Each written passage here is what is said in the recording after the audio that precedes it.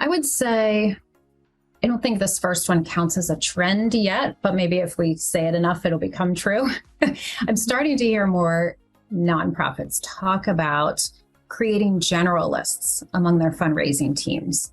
So for a long time, our industry has really supported development of specialists, social media specialists, somebody who specializes in monthly giving, somebody who really knows direct mail versus somebody else in the department who's focused on digital. We have all these subject matter experts.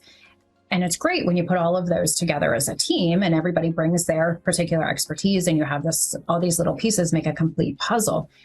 The challenge is when you look at pick out any one of those individuals, any one of those staff members, it's really hard when they are trying to advance in their career to be able to show that they're prepared to manage and lead and strategically guide something more than their little piece of the puzzle, because they don't have necessarily the right terminology around it, or they haven't managed those pieces. So when they're on an interview or an internal review and they're asked the question about something more than their piece of that puzzle, they can come up short.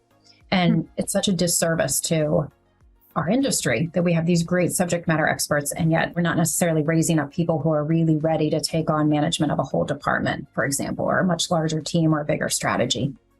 So again, I'm hearing more organizations recognizing that. And some of it is we do a better job of recognizing it when the job market is hard for employers, right? When there are fewer great people out there, we're really looking internally and recognizing we don't have somebody who can move into a spot that's just opened up, and we have to look outside the organization. So that's one piece, creating more generalism in our professional development for fundraisers. A second one, organizations, and I would say this is more of a trend, organizations becoming more aware of and responsive to the changes in data privacy regulations, recognizing the impact that has now and will continue to have on direct marketing, and starting to build and implement strategies that create opportunities and reasons for donors to share, first party data, to opt in, to participate in some of that data collection and share more. And I think I keep using the word resiliency today, but that seems to be a theme for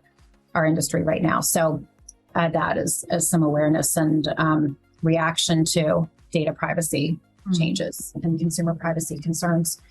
And the third then, and this is a longer running trend, but just continued sophistication in multi-channel and omni-channel. We've been saying that and doing that for a long time now, but again, more sophistication, more of putting the pieces together, really thinking about how we show up and not thinking about donors or audiences in categories, really recognizing that people are existing across all of our channels. It's our channels that we've categorized, not the donors, and thinking about how that we create that consistency and that storyline and that real continuation of our brand and our messaging through all of those pieces.